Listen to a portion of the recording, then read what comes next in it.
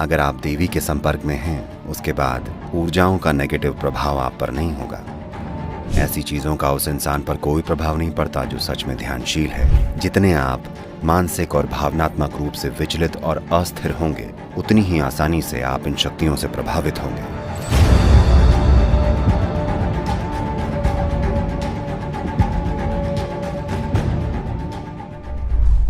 कुछ ऐसे लोग हैं जो ऊर्जाओं को तोड़ मरोड़ के किसी को नुकसान पहुंचाते हैं। वो इस तरह किसी की मौत का कारण भी बन सकते हैं। भारत के कुछ हिस्सों में ये काफी प्रचलित है। एक वेद है, 4 वेदों में से एक अथर्ववेद इसी को समर्पित है कि ऊर्जाओं का इस्तेमाल अपनी खुशहाली और किसी दूसरे को नुकसान पहुंचाने के लिए कैसे किया जा सकता है। जरूरी नहीं है कि इस तरह की ऊर्जाओं या इस तरह की क्रियाओं का इस्तेमाल सीधा आपके ऊपर किया जाए। अभी अगर कोई मेरे साथ कुछ नेगेटिव कर रहा हो और अगर मैं उसके लिए ग्रहणशील नहीं हूं और आप यहां बैठे हैं, तो आप प्रभावित हो सकते हैं। ये बिल्कुल हो सकता है। ये कुछ ऐसा है जैसे सड़क पर लोग एक दूसरे पर गोलियां चला रहे हों और आप बस वहां से पैदल निकल रहे हों, तो गोली आपको भी लग सकती है। तो कुछ खास अभ्यास हैं। अगर आप इन अभ्यासों या कुछ खास उच्चारणों को अपनी रोजमर्रा की जिंदगी में ले आएं, तो इन चीजों से आसानी से बचा जा सकता है।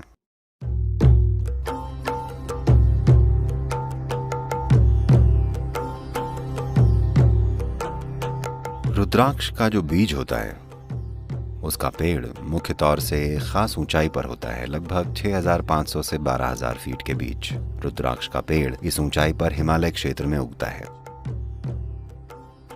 और इसका स्पंदन या वाइब्रेशन बहुत अनोखा होता है। तो वो लोग जो लगातार यात्राएं करते हैं, रुद्राक्ष पहनते हैं ताकि उनकी अपनी खुद की ऊर्जा का एक कोकून बन जाए, ताकि बाहरी ऊर्जाएं उन्हें परेशान न करें। उनका अपना एक, हम इसे कवच बोलते हैं। आप जानते हैं ना कवच क्या होता है? ये एक तरह से एक खोल जैसा है। It's a cocoon of your own energy. आपकी अपनी ऊर्जा का एक खोल। जहां भी आप जाएंगे, आपका निजी बेडरूम आपके साथ जाएगा, ये आपके साथ चलेगा जहां भी आप जाएं। वो लोग जो कि परिवार और समाज के बीच हैं, हमेशा उनके पहनने के लिए सबसे बढ़िया रुद्राक्ष पंचमुखी होगा। और अच्छा होगा कि आपको उनसे मिला हो जो जानते हैं कि ये क्या है। बस यूं ही किसी दुकान से उठाकर इसे पहन लेना अच्छी चीज नहीं होगी।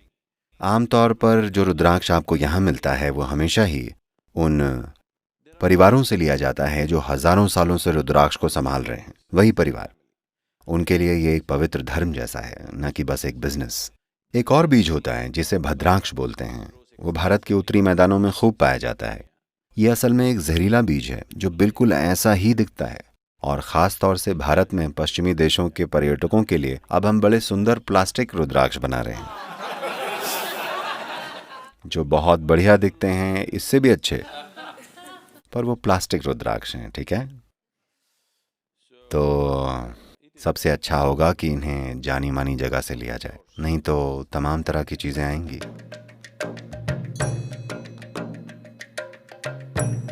मैं आजकल देखता हूँ बहुत सारे, ये शब्दों के अभाव की वजह से मैं ऐसा कह रहा हूँ, ये नए जमाने टाइप के लोग ये सारे अपने अंगूठों में मेटल की अंगूठी पहनते हैं। देखिए, अगर आप अपने अंगूठे में धातु की अंगूठी डालते हैं तो आप पक्का अपनी ओर कुछ खास तरह की नेगेटिव शक्तियों को बुलावा देंगे। इसका मतलब ये नहीं है कि आपको कोई अपने वश में ही कर लेगा, पर आप बिना वजह गिरते लुढ़कते फिरेंगे। तरह तरह की चीज़ें होंगी, हर चीज़ गलत होगी, सिंपल चीज़ें भी। मुझे नहीं पता अगर आप ऐसे लोगों से मिले हैं या किसी समय पर खुद आपके साथ ऐसा हुआ है कि जब चीज़ें बिगड़ना शुरू होती हैं तो वो लगातार बिगड़ती चली जाती हैं। लगातार आप गिरते हैं, एक या दो नहीं, ये बस होता ही चला जाता है। सब कुछ और हर चीज़ गलत हो जाती है छोटी से लेकर बड़ी चीज़ों तक, बस इसलिए क्योंकि They would have attracted certain dimensions of energy which could, शायद उन्होंने ऊर्जा के कुछ खास आयामों को अपनी ओर आकर्षित किया है जो दुनिया में कुछ भी करने के लिए सहायक नहीं होते, बल्कि ये किसी और चीज के लिए सहायक हो सकते हैं। सिर्फ वही लोग जो तंत्र विद्या करना चाहते हैं वो अंगूठे में अंगूठी पहनते हैं। पर आज या तो अज्ञानता में या फैशन में एक बार आपने अंगूठे में मेटल पहन लिया तो आप इन चीज़ों को बुला रहे हैं।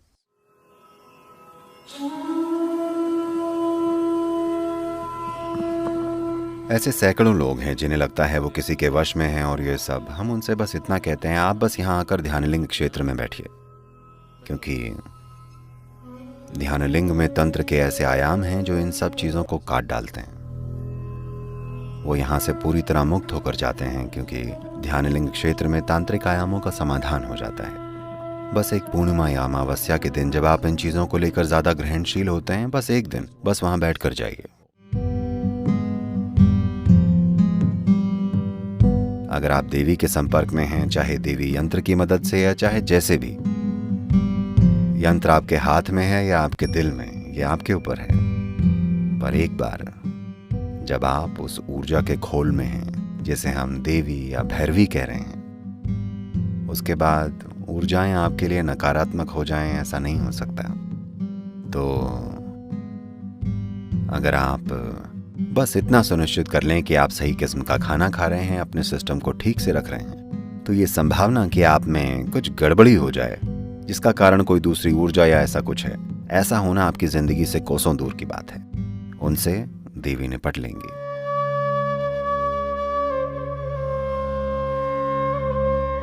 अगर आप सच में ध्यानशील हैं तो आप तंत्र के बारे में सोचिए भी मत। इन चीजों का उस इंसान पर कोई असर नहीं होता जो सच में ध्यानशील है। अगर आपने अपने भीतर के मौन को थोड़ा सा भी जाना है, कम से कम आपके भीतर दिन में कुछ पलों का भी मौन है, तो आप तंत्र की चिंता मत कीजिए। ऐसी चीजें उस इंसान को प्रभावित नहीं करती जो अपने अंतरतम की निश्चलता को जानता है। किसी ने कहा है, आदमी केवल इल है यानी बीमार है क्योंकि उसे स्टिल यानी स्थिर होना नहीं आता। ये बिल्कुल सही कहा है, ये बिल्कुल सही है।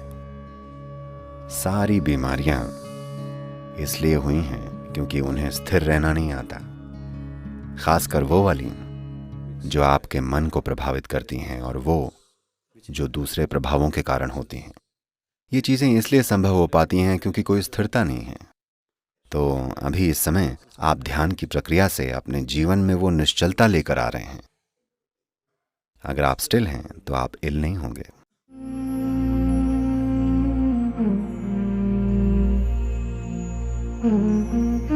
जितने आप मानसिक और भावनात्मक रूप से विचलित और अस्थिर होंगे, उतनी ही आसानी से आप इन शक्तियों से प्रभावित होंगे।